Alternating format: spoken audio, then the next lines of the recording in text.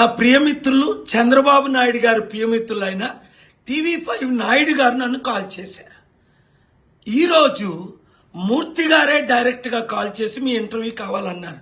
38 మంది ఇంటర్వ్యూ అడిగినా ఇవ్వకుండా మూర్తి గారు కదా, నాయుడు గారు కదా, చంద్రబాబు నాయుడు గారు మిత్రులు ఛానల్ కదా, మంచి అవకాశం ఇస్తారని ఒప్పుకున్నాను. చాలా విచారం ఏంటంటే ఆయన నన్ను మాట్లాడనివ్వలేదు. ప్రవీణ్ పగడాల హత్య అని 100 మంది 1000 మంది రుజువులతో ముందుకు వస్తున్నారు. అది ఇన్వెస్టిగేట్ చేయాలి. ఇప్పటికి 22 ప్రశ్నలు అడిగాను. ఆ 22 ప్రశ్నలకి ఒకటానికి జవాబు లేదు. ప్రవీణ్ తాగుబోతూ ఆయనే తాగేశాడు, పోలీసు ఆయన్ని పట్టుకున్నారు అంటున్నారు. మరి చట్ట ప్రకారం పోలీసు పట్టుకున్నప్పుడు ఏం చేయాలి? ఆయన్ని అరెస్ట్ చేయాలి, ఆయనకు ఫైన్ వేయాలి, ఆయన్ని కాపాడాలి, ఆయన్ని తొక్కకుండా మోటార్ సైకిల్ డ్రైవ్ చేయకుండా చూడాలి. మరి పోలీసు అవన్నీ చేయకుండా అక్కడ ఆయన కూర్చోబెట్టి ఆయనకు భోజనం పెట్టారట, లడ్డూలు ఇచ్చారట. ఇదా చంద్రబాబు నాయుడు గారు పోలీసులు చేస్తున్న పని? ఇప్పుడు ఆ పోలీసు కానీ ఆయన అరెస్ట్ చేసి ఉంటే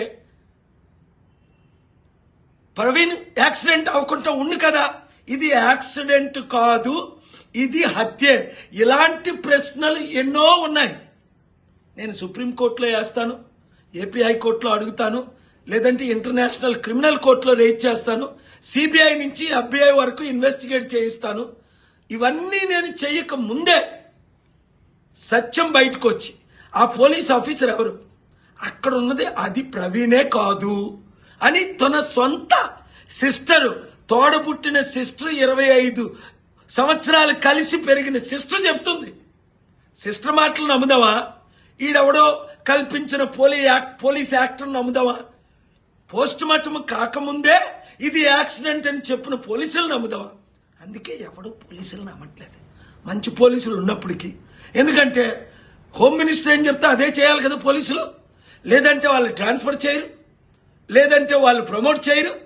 ఇదే జరుగుతుంది. అందుకనే కోర్టుల మీద, పోలీసుల మీద ప్రజలకి నమ్మకం పోయింది.